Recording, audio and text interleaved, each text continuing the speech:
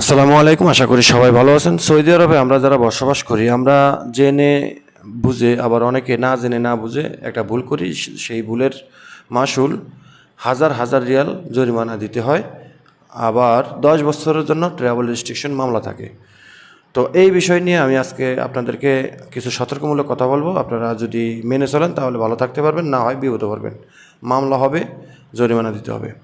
যদিও তথ্যগুলো আমি পূর্বে অনেকবার ব্যক্তিগতভাবে দিয়েছিলাম, 100% মানুষ উপকৃত রয়েছে। তো যারা জানেন না তারা এই ভিডিও থেকে জেনে নেবেন, সতর্ক হবেন।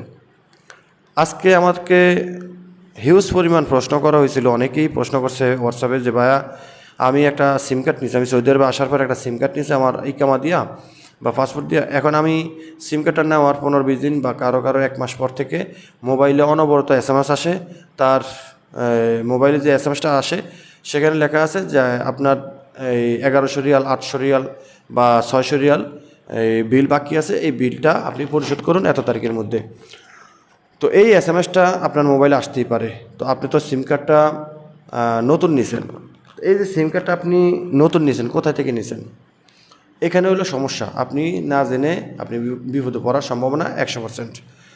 তো আবার অনেকে জেনে বুঝেও এই বিপদে পড়ে ইচ্ছাকৃতভাবে। আমরা সৌদি আরবে আসার পর একটা সিম কার্ড লাগে। সিম কার্ডটা আমার ইকামা দিয়া নিতে হয়, এটা ঠিক। তো সিম কার্ডটা যদি আমি কাস্টমার কেয়ার থেকে না নিয়ে যদি বাইরে একটা ফুটপাথ থেকে বা একটা মার্কেট বা একটা ফান্ডা মার্কেট থেকে সিম কার্ড কিনি, তাহলে ভাই সেখানে আমার বিপদে পড়ার সম্ভাবনা 100-110% গ্যারান্টি, বিপদে পড়তে হবে। কাস্টমার কেয়ার থেকে যদি একটা সিম কার্ড কিনি, সেখানে আমার নামে শুধু একটা সিম কার্ড ইউজ করা হবে বা রেজিস্ট্রেশন করা হবে, কারণ সেটা কাস্টমার কেয়ার অফিসিয়াল। আর আপনি যদি বাইরে থেকে একটা সিম কার্ড কিনেন, সেখানে আপনি সিম কার্ড কিনবেন একটা ফিঙ্গারপ্রিন্ট হয় না বলে আপনাকে ধোকা দিয়ে আপনার নামে 4-5টা ওয়াইফাই রেজিস্ট্রেশন করবে তারা। তো কিছুদিন পর থেকে দেখবেন আপনার মোবাইলে SMS আসে আপনার নামে ওয়াইফাই বিল আছে। তো এই ওয়াইফাইগুলো আপনি কীভাবে চেক করবেন যে আপনার নামে কোনো ওয়াইফাই রেজিস্ট্রেশন হয়েছে কিনা?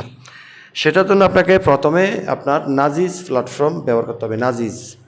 নাজিজে প্রবেশ করবেন কেমন নাম্বার দিয়ে, সেখানে দেখবেন বন্ড করা থাকবে বা এই কন্ট্যাক্ট করা থাকবে যে আপনার STC কোম্পানির সাথে বা মোবাইলে কিংবা জেন কোম্পানির সাথে ওয়াইফাই এই কন্ট্যাক্ট আছে। 1100, 1800, 2000 বা 1500 এরকম একটা অ্যামাউন্ট থাকবে।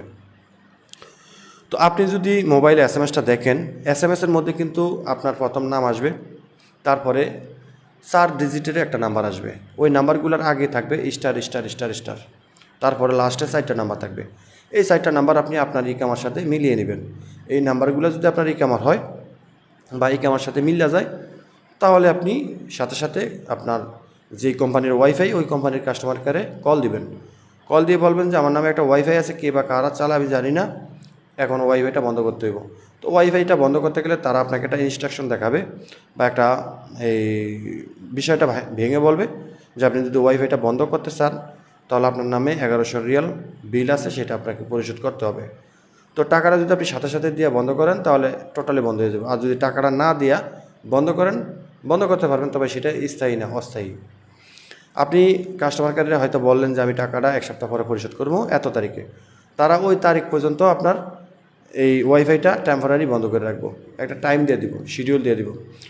তারপরে আপনাকে জানানো হবে যে আপনি যদি এত তারিখে টাকাটা না দেন, তাহলে এই ওয়াইফাইটা আপনার নামে আবার চলে আসবে, আবার বিল আসবে, আবার ব্যবহার হবে।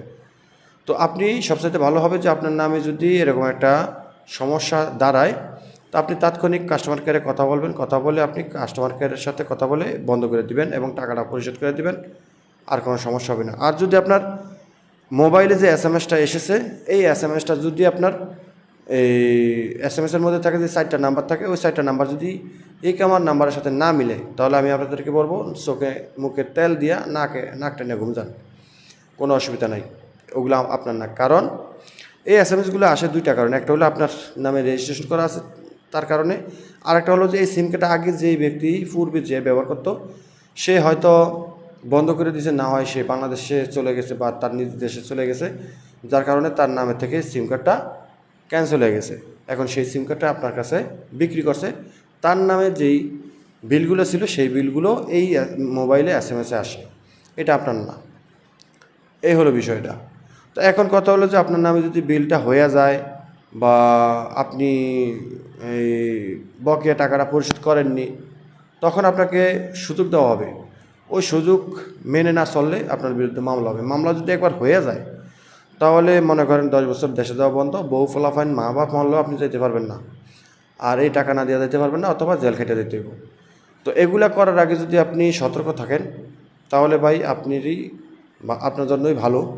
তো সিম কার্ড কেনার আগে আমি আপনাদেরকে বারবার সতর্ক করি যে ভাই আপনারা একটা সিম কার্ড কিনবেন কাস্টমার কেয়ার থেকে, এসটিসি সিম কিনবেন কাস্টমার কেয়ারের জন্য, জেন মোবাইলি সালাম যেটা কিনেন তাদের কাস্টমার কেয়ার থেকে কিনবেন। আপনি কোনো রাস্তা থেকে বা কোনো এই ফুটপাথ বা কোনো মার্কেট থেকে, এক কথায় কাস্টমার কেয়ার ছাড়া আপনি এই সিম কার্ড বাইরে থেকে কিনলেই আপনি 100% বিপদে পড়বেন। এটা ভাই বাংলাদেশ না যে আপনি বাইরে থেকে রিক্সা টেনে একটা সিম কার্ড কিনছেন সেটা আপনি অনায়াসে চালাবেন, ঠিক আছে, কোনো অসুবিধা নেই। না ভাই, এরা সৌদি আরব, এই সৌদি আরবে চলতে হলে সব কিছু আপ টু ডেট থাকা লাগে, বুঝে না চলতে হয়। সবাই ভালো থাকবেন, দেখা হবে অন্য কোনো ভিডিওতে। আল্লাহ হাফেজ।